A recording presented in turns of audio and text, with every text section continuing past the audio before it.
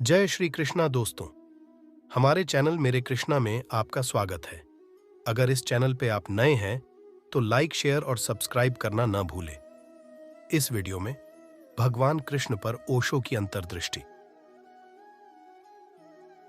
समय से परे एक आध्यात्मिक यात्रा, हम उस पर चर्चा करने वाले हैं। आध्यात्मिक नेताओं और दार्शनिकों के क्षेत्र में ओशो, जिन्हें भगवान श्री रजनीश के नाम से भी जाना जाता है, एक उत्तेजक और गहन विचारक के रूप में सामने आते हैं, जिन्होंने मानव चेतना के विभिन्न पहलुओं पर गहराई से विचार किया। ओशो की शिक्षाओं में केंद्रीय व्यक्तित्वों में से एक भगवान कृष्ण हैं, जो हिंदू पौराणिक कथाओं के करिश्मयी और रहस्यमय देवता हैं। भगवान कृष्ण पर ओशो की अंतर्दृष्टि पारंपरिक व्याख्याओं से परे है, जो भगवद गीता और कृष्ण के जीवन में निहित कालातीत ज्ञान पर एक अद्वितीय दृष्टिकोण प्रस्तुत करती है। अस्तित्व का नृत्य। ओशो ने अक्सर भगवान कृष्ण को ब्रह्मांडीय नृत्य के अवतार के रूप में चित्रित किया, जो अस्तित्व की शाश्वत लय का प्रतीक है। ओशो के अनुसार कृष्ण का नृत्य, जिसे रास लीला के नाम से जाना जाता है, विरोधाभासों की परस्पर क्रिया और जीवन की ऊर्जा के निरंतर प्रवाह का प्रतिनिधित्व करता है। कृष्ण का नृत्य केवल एक शारीरिक अभिव्यक्ति नहीं है, बल्कि भव्य ब्रह्मांडीय तमाशे में खुशी और दुख, जन्म और मृत्यु, सृजन और विघटन के नृत्य का एक रूपक है। भगवद गीता, जीवन के लिए एक मैनुअल। ओशो ने भगवद गीता, एक पवित्र हिंदू धर्म ग्रंथ, जो कि कुरुक्षेत्र के युद्ध के मैदान में भगवान कृष्ण और योद्धा अर्जुन के बीच हुई बातचीत का वर्णन करता है, का विस्तार से अध्ययन किया। ओशो ने गीता को आधुनिक जीवन के लिए एक व्यावहारिक मार्गदर्शक के रूप में देखा, जिसमें आत्म जागरूकता, ध्यान और सचेतन क्रिया के महत्व पर जोर दिया गया। उन्होंने वैराग्य, भक्ति और धार्मिकता पर कृष्ण की शिक्षाओं को समकालीन अस्तित्व की जटिलताओं से निपटने में प्रासंगिक और मूल्यवान माना। वर्तमान में जीने की कला। ओशो अक्सर कृष्ण के वर्तमान क्षण में जीने पर जोर देते थे। कृष्ण की शिक्षाओं ने व्यक्तियों को परिणाम की चिंता किए बिना जो कुछ भी करते हैं, उसमें पूरी तरह से डूब जाने के लिए प्रोत्साहित किया। ओशो ने तर्क दिया कि एक पूर्ण जीवन की कुंजी पूरी तरह से मौजूद रहने और यहां और अभी में लगे रहने, खुशियों और चुनौतियों दोनों को समता के साथ स्वीकार करने में निहित है। बिना शर्त, प्यार और भक्ति की अवधारणा और परमात्मा के प्रति समर्पण के विचार ने कृष्ण की शिक्षाओं की ओशो की व्याख्या में महत्वपूर्ण भूमिका निभाई। उन्होंने अपने भक्तों, विशेषकर राधा के साथ कृष्ण की बातचीत को दिव्य प्रेम की प्रतीकात्मक अभिव्यक्ति के रूप में उपयोग करते हुए बिना शर्त प्रेम और उच्च चेतना के प्रति समर्पण की परिवर्तनकारी शक्ति पर जोर दिया। चंचल रहस्यवादी। ओशो के विचार में कृष्ण चंचल रहस्यवादी के विचार के प्रतीक हैं, जो चंचलता और आनंद की भावना के साथ जीवन की चुनौतियों से जुड़े हुए हैं। ओशो ने अपने अनुयायियों को आध्यात्मिकता के लिए एक चंचल और उत्सवपूर्ण दृष्टिकोण अपनाने के लिए प्रोत्साहित किया और कहा कि हंसी और ध्यान आध्यात्मिक यात्रा के परस्पर जुड़े हुए पहलू हैं।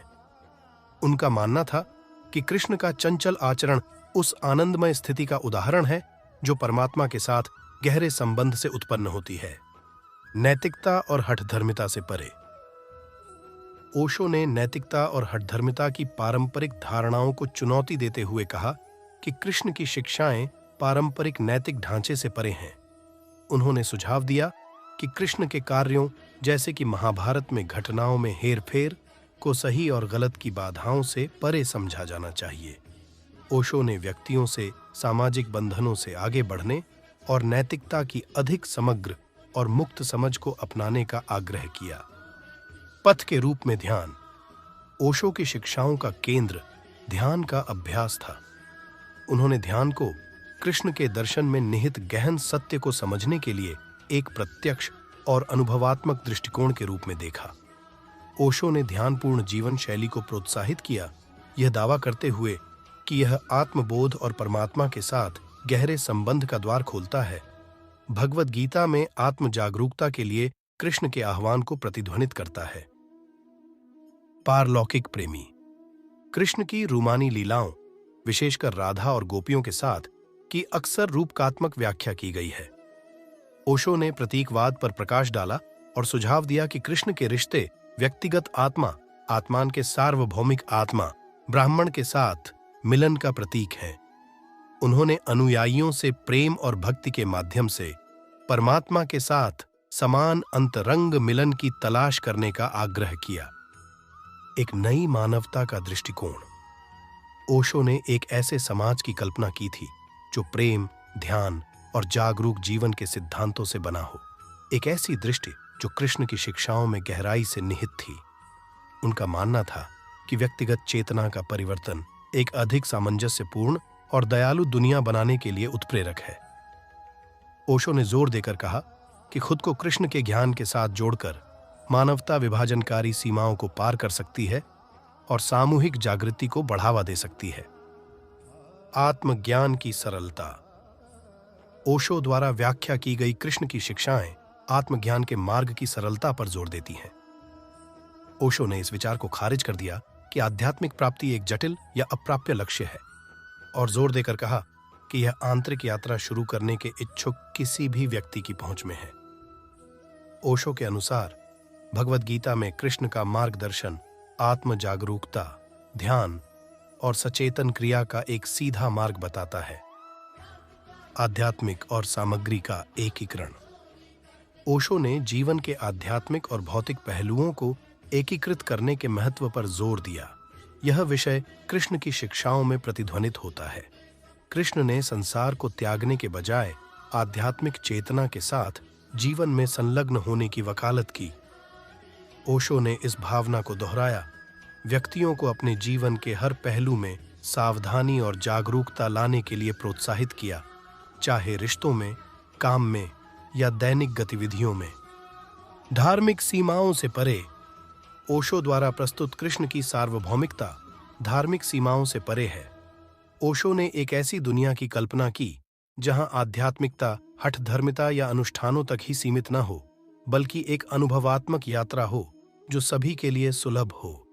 उन्होंने विविध पृष्ठभूमि के लोगों को कृष्ण की शिक्षाओं में निहित गहन अंतर्दृष्टि का पता लगाने, समावेशिता और समझ की भावना को बढ़ावा देने के लिए आमंत्रित किया। ध्यान की कीमिया। ओशो की शिक्षाओं में ध्यान को एक परिवर्तनकारी उपकरण के रूप में जोर दिया गया, जो कृष्ण के आत्म जागरूकता के आह्वान के अनुरूप था। ओशो का मानना था कि ध्यान एक रसायन प्रक्रिया के रूप में कार्य करता है, जो सामान्य को असाधारण में बदल देता है, बिल्कुल कृष्ण की दिव्य लीला में चित्रित चेतना की कीमिया की तरह। विरोधाभासों की स्वीकृति। कृष्ण की शिक्षाएं अक्सर विरोधाभासों को गले लगाती हैं और ओशो ने विरोधाभासों की इस स्वीकृति को अतिक्रमण के मार्ग के रूप में मनाया। भगवद गीता क्रिया और निष्क्रियता पर अपने प्रतीत होने वाले विरोधाभासी मार्गदर्शन के साथ जीवन के अंतर्निहित विरोधाभासों को प्रतिबिंबित करती है। ओशो ने अनुयायियों को अपने भीतर के विरोधाभासों को अपनाने के लिए प्रोत्साहित किया, उन्हें गहरी समझ के प्रवेश द्वार के रूप में देखा। जैन में रहना। कृष्ण की शिक्षाओं की ओशो की व्याख्या जैन दर्शन के अनुरूप है, जो वर्तमान क्षण में पूर्ण जागरूकता के साथ जीने के महत्व पर जोर देती है। उन्होंने अनुयायियों को अतीत के पछतावे या भविष्य की चिंताओं से मुक्त होकर जीवन का प्रत्यक्ष अनुभव करने के लिए आमंत्रित किया, जो युद्ध के मैदान में अर्जुन को कृष्ण के मार्गदर्शन में निहित था। नश्वरता को अपनाना। ओशो ने नश्वरता और जीवन की क्षणभंगुर प्रकृति पर कृष्ण की शिक्षाओं की ओर ध्यान आकर्षित किया। भौतिक शरीर की नश्वरता और आत्मा की शाश्वत प्रकृति पर कृष्ण का अर्जुन को दिया गया प्रवचन ओशो के दर्शन के मूल को दर्शाता है। ओशो के अनुसार नश्वरता को अपनाने से व्यक्तियों को जीवन के क्षणभंगुर पहलुओं से अलग होने की अनुमति मिलती है, जिससे उनके अस्तित्व के शाश्वत पहलू के साथ गहरा संबंध बनता है। तंत्र का सार। तंत्र पर अपनी शिक्षाओं के लिए जाने जाने वाले ओशो ने जीवन के प्रति कृष्ण के दृष्टिकोण की प्रतिध्वनि पाई। उन्होंने कृष्ण को परम तांत्रिक गुरु के रूप में देखा, जो सहजता, आनंद और मानवीय अनुभव की समग्रता को अपनाने के सिद्धांतों का प्रतीक है। ओशो ने अपने अनुयायियों को कृष्ण के अस्तित्व की चंचल और अबाधित प्रकृति की प्रतिध्वनि करते हुए तांत्रिक भावना के साथ जीवन के सुखों और चुनौतियों को अपनाने के लिए प्रोत्साहित किया। अमन का दर्शन, मन से परे की स्थिति के लिए कृष्ण का आह्वान, जैसा कि भगवद गीता में उल्लिखित है, ओशो के नो माइंड के दर्शन के साथ संरेखित है। ओशो ने व्यक्तियों से ध्यान के माध्यम से मन की निरंतर बातचीत को पार करने और शुद्ध जागरूकता की स्थिति तक पहुंचने का आग्रह किया।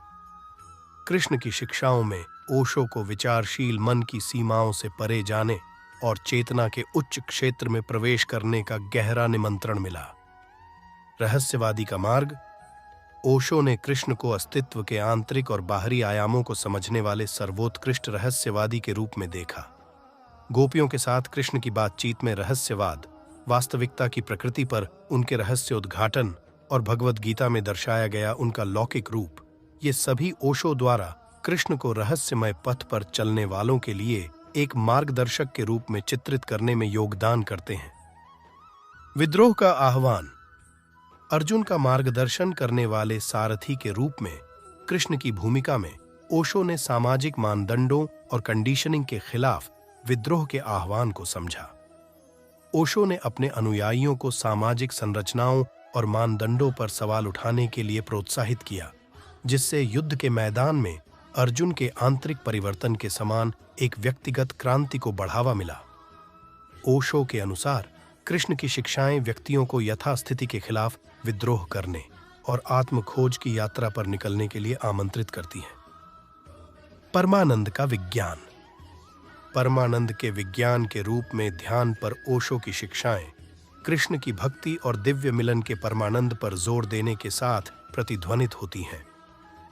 ओशो ने कृष्ण के नृत्य, उनके चंचल रिश्तों और उनके दिव्य प्रेम संबंधों को ध्यान के माध्यम से सुलभ परमानंद अवस्थाओं के प्रतीकात्मक प्रतिनिधित्व के रूप में देखा। कृष्ण और ओशो दोनों ने साधकों को सामान्य सीमाओं से परे आंतरिक आनंद के दायरे का पता लगाने के लिए आमंत्रित किया। नई मानवता के लिए एक दृष्टिकोण, ओशो ने एक ऐसे समाज की कल्पना की थी जहां कृष्ण के ज्ञान से प्रेरित होकर व्यक्ति समग्र और जागरूक जीवन जीने का तरीका अपनाए। इस दृष्टि में विज्ञान और आध्यात्मिकता का सामंजस्यपूर्ण सह अस्तित्व, व्यक्तिगत विकास और अधिक दयालु और जागृत मानवता की ओर सामूहिक विकास शामिल था। ओशो की यूटोपियन दृष्टि कृष्ण के धर्म, धार्मिकता और उच्च उद्देश्य की खोज के आह्वान में प्रतिध्वनित होती है। परिवर्तन की कला, ओशो की शिक्षाओं के केंद्र में परिवर्तन का विचार है और उन्होंने परिवर्तन के स्वामी के रूप में कृष्ण में एक दयालु भावना पाई। चुनौतियों को अवसरों में, दुविधाओं को गहन पाठों में और सामान्य को असाधारण में बदलने की कृष्ण की क्षमता ओशो के आंतरिक कीमिया और आत्म परिवर्तन की निरंतर प्रक्रिया पर जोर देने के लिए प्रेरणा का स्रोत बन गई। अनासक्ति का सार, ओशो ने आध्यात्मिक मुक्ति की कुंजी के रूप में अनासक्ति पर कृष्ण की शिक्षाओं पर जोर दिया। परिणामों के प्रति आसक्ति के बिना कर्तव्यों का पालन करने के बारे में अर्जुन को कृष्ण की सलाह वर्तमान क्षण में एक अलग लेकिन संलग्न मानसिकता के साथ जीने के ओशो के मार्गदर्शन को प्रतिध्वनित करती है। ओशो ने अनासक्ति को इच्छा की जंजीरों से मुक्त होने और आंतरिक स्वतंत्रता पाने के एक गहन उपकरण के रूप में देखा। लीला की लौकिक लीला, ओशो अक्सर कृष्ण के जीवन में एक केंद्रीय विषय के रूप में लौकिक नाटक लीला की अवधारणा का उल्लेख करते थे। कृष्ण की बातचीत, एक प्रेमी, योद्धा और दार्शनिक के रूप में उनकी भूमिकाएं सभी अस्तित्व के लौकिक खेल में योगदान करती हैं।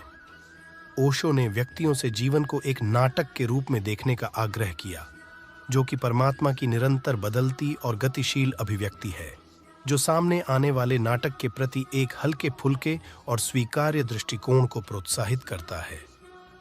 ध्यान और आंतरिक यात्रा, ओशो और कृष्ण दोनों की शिक्षाओं के केंद्र में आंतरिक यात्रा के लिए एक परिवर्तनकारी उपकरण के रूप में ध्यान का महत्व है। ओशो की गतिशील और सक्रिय ध्यान तकनीकें कृष्ण के एकाग्र और अनुशासित मन के आह्वान के अनुरूप हैं। दोनों अंदर की ओर मुड़ने, चेतना की गहराई की खोज करने और बाहरी दुनिया के उतार चढ़ाव से परे शाश्वत स्वयं की खोज करने की वकालत करते हैं। विरोधियों का सामंजस्य, विपरीत परिस्थितियों, सुख और दुख, सफलता और विफलता में संतुलन बनाने के बारे में भगवद गीता में कृष्ण की शिक्षाएं ओशो को गहराई से पसंद आईं। ओशो ने द्वंद्वों को अपनाने और ध्रुवों से परे एक सामंजस्यपूर्ण केंद्र खोजने के महत्व पर जोर दिया। उन्होंने कृष्ण के शब्दों में जैन दर्शन के सार को प्रतिबिंबित करते हुए जीवन की जटिलताओं को समता के साथ नेविगेट करने के लिए एक मार्गदर्शक देखा। आत्म साक्षात्कार का मार्ग। ओशो ने कृष्ण को आत्म साक्षात्कार और आत्मज्ञान के प्रतीक के रूप में देखा। अर्जुन को कृष्ण का मार्गदर्शन उसे स्वयं को जानने और अपनी दिव्य प्रकृति को पहचानने के लिए प्रोत्साहित करना आत्म जागरूकता पर ओशो के जोर के साथ संरेखित है। कृष्णा और ओशो दोनों व्यक्तियों को सामाजिक परिस्थितियों और बाहरी पहचानों से परे सच्चे आत्म का एहसास करते हुए आंतरिक यात्रा पर जाने के लिए आमंत्रित करते हैं। आंतरिक अकेलापन। कृष्ण की शिक्षाओं में ओशो ने आंतरिक अकेलेपन, आत्मनिर्भर होने और भीतर से संतुष्ट होने की स्थिति के महत्व को समझा। ओशो ने अपने अनुयायियों को अकेलेपन के रूप में नहीं बल्कि आत्म खोज के अवसर के रूप में अपनाने के लिए प्रोत्साहित किया। अर्जुन को अकेले खड़े रहने और अपनी आंतरिक लड़ाइयों का सामना करने के लिए कृष्ण के आह्वान ने आध्यात्मिक पथ पर अकेलेपन की सुंदरता पर ओशो की शिक्षाओं को प्रेरित किया। स्त्रीत्व और पुरुषत्व का एकीकरण। कृष्ण का अपने भीतर मर्दाना और स्त्री पहलुओं का सामंजस्यपूर्ण एकीकरण, जैसा कि राधा और गोपियों के साथ उनके दिव्य मिलन में देखा गया, दोनों ध्रुवों को गले लगाने पर ओशो की शिक्षाओं के साथ प्रतिध्वनित हुआ। ओशो ने व्यक्तियों को अपनी आंतरिक मर्दाना और स्त्री ऊर्जा का पता लगाने और एकीकृत करने के लिए आमंत्रित किया, जिससे एक संतुलन को बढ़ावा मिले जो अधिक समग्र और प्रबुद्ध अस्तित्व की ओर ले जाए। शाश्वत अब। ओशो अक्सर शाश्वत पर कृष्ण की शिक्षाओं को दोहराते थे। अतीत से बंधे बिना या भविष्य की चिंता किए बिना वर्तमान क्षण में कार्य करने पर कृष्ण का जोर ओशो के वर्तमान में तीव्रता से जीने के दर्शन के साथ मेल खाता है।